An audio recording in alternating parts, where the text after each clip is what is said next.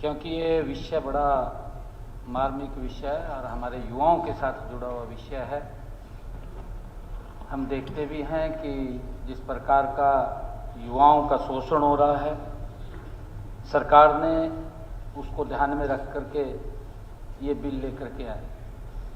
हमारे विपक्षी साथियों ने इसके ऊपर कुछ ऑब्जर्वेशन किया है।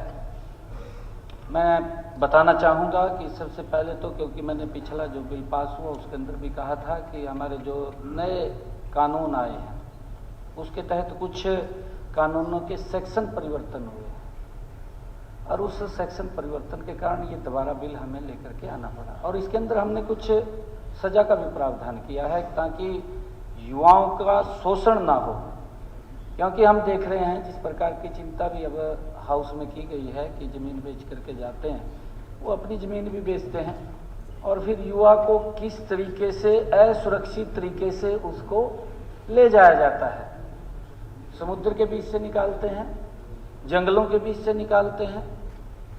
हालात, क्योंकि युवाओं को शायद उसके बारे में जब यहाँ से जाता है नहीं पता होती है कि वो किस रास्ते से जाएगा, और उसको लेकर के हम ये कानून लेकर के आए हैं ताकि किसी युवा का शोषण ना हो।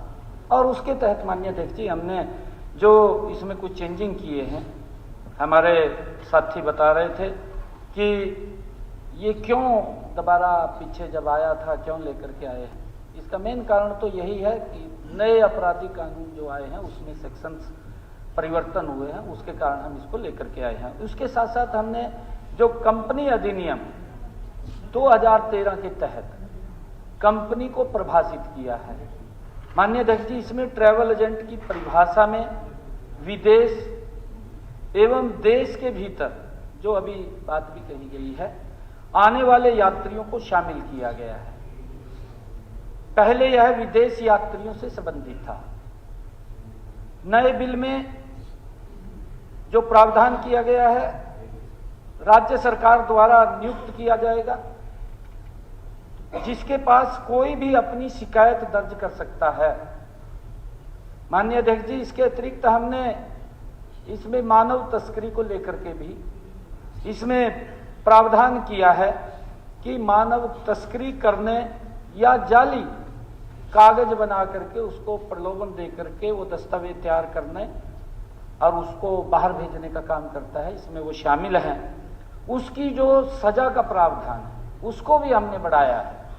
ये पहले 3 साल था, अब इसको बढ़ा करके हमने 7 साल और मैक्सिमम 10 वर्ष किया है। हमारे माननीय सदस्यों ने ये भी पूछा है कि आपने इसके ऊपर क्या कार्रवाई की है। वैसे तो आदरणीय वीर साहब ने इसके ऊपर बताया है, फिर भी मैं बताना चाहूँगा कि हमने इसके ऊपर 102 एजेंटों के खिलाफ कार्रवाई की है। माननीय अध्यक्ष जी, 127 मुकदमे दर्ज हुए हैं और 8 एजेंट अरेस्ट किए हैं। हमने सख्त कार्रवाई की है। और आदरणीय अध्यक्ष जी, हम ये बिल लेकर के इसलिए यहाँ पर आए हैं क्योंकि युवाओं का शोषण ना हो, युवा बचे। और इसके ऊपर माननीय अध्यक्ष जी बड़ी डिबेट भी इस महान सदन में अभी हुई है। आपने कॉलिंग अटेंशन के अंदर भी सभी माननीय सदस्यों को बोलने का अवसर दिया, उसके ऊपर जवाब भी दिया गया है। सरकार की मंशा है, मैंने शायद उस वक्त ये भी कहा था सभी माननीय सदस्यों को कि हम इसके ऊपर कानून लेकर के आ रहे हैं, एक बिल लेकर के आ रहे हैं, और सभी माननीय सदस्यों से मैंने आग्रह किया था कि इसको सर्वसम्मति से पास करें, ये भी कहा था। अब कभी सिलेक्ट कमेटी की बात करते हैं कि सिलेक्ट कमेटी में भेज दीजिए। आप ये किस प्रकार ये नहीं चाहते माननीय अध्यक्ष जी? माननीय अध्यक्ष जी, ये इनकी मंशा क्या है मुझे मालूम नहीं है, परंतु सरकार की मंशा स्पष्ट है कि अगर कोई एजेंट हमारे युवाओं को प्रलोभन दे करके या उसका शोषण करके या उसको जमीन उसकी बिकवा करके उसको गलत रास्ते से भेजने का काम करता है। अभी फिर उस बात को दोहराया गया माननीय अध्यक्ष जी, कहा जी उसको बेड़ियां लगा करके भेजते हैं। माननीय अध्यक्ष जी, अगर मेरे देश के अंदर कोई दूसरा घुसपैठी घुसता है तो हमारी आर्मी क्या करेगी उसके साथ, ये अपने ऊपर ले लीजिए। अगर मेरे घर के अंदर कोई अवैध व्यक्ति आता है तो मैं उसके प्रति मेरा व्यवहार कैसा होगा? ये माननीय अध्यक्ष जी, हमने ये कानून इसलिए लेकर के आए, हम ये हम ये कानून, माननीय अध्यक्ष जी, हम कानून इसलिए लेकर के आए हैं, हमने विदेश सहयोग विभाग भी बना रखा है, उसकी मैंने चर्चा की है। मैंने माननीय अध्यक्ष जी कहा है कि हमने विदेश सहयोग बना रखा है और विदेश सहयोग विभाग के माध्यम से हम युवाओं को, वो कोई व्यापार करने जाए, कोई नौकरी के लिए जाए या कोई घूमने के लिए जाए या माननीय अध्यक्ष जी एजुकेशन के लिए जाए, हम उसको सुरक्षित भेजने का काम करेंगे। और हम ये जो ट्रैवल एजेंट का बिल लेकर के आए हैं, इसका हेतु यही है माननीय अध्यक्ष जी कि वो रजिस्ट्रेशन करें और एक सरकार की जो प्रक्रिया, नियम प्रक्रिया है, जो हम बिल में हमने ये सारी हिदायतें दी हैं, इस बिल की नियम प्रक्रिया के तहत वो बाहर भेजने का काम करे, ताकि सरकार को ये मालूम होना चाहिए कि मेरे यहाँ से कितने युवाओं को बाहर भेजा है, कहाँ भेजा है, और उसको लेकर के अभी मैं बताना चाहता हूँ, ये भी बात उठाई गई माननीय अध्यक्ष जी कि बाहर से लाने का नहीं है प्रावधान। माननीय अध्यक्ष जी, ये नरेंद्र मोदी की सरकार है, हमारे 23,000 युवा यूक्रेन के अंदर फंस गए, जो वहां MBBS डॉक्टरी की पढ़ाई करने के लिए गए थे।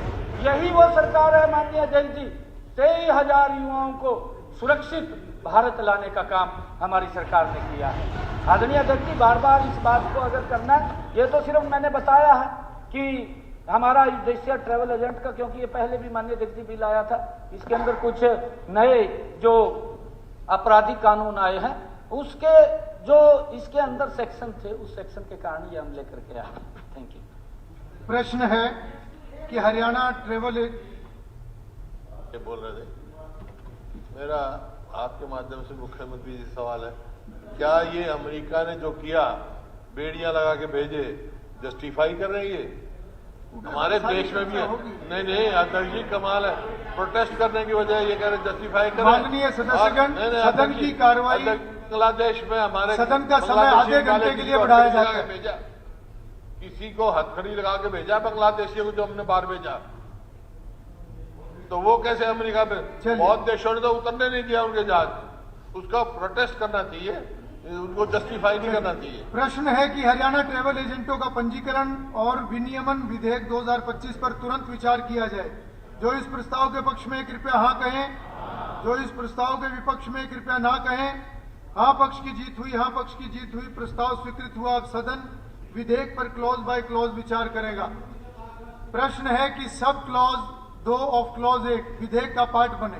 जो इस प्रस्ताव के पक्ष में है कृपया हाँ कहें, जो इस प्रस्ताव के विपक्ष में कृपया ना कहें। हाँ पक्ष की जीत हुई, हाँ पक्ष की जीत हुई, प्रस्ताव स्वीकृत हुआ। सब क्लॉज 2 ऑफ क्लॉज 1 विधेयक का पार्ट बना।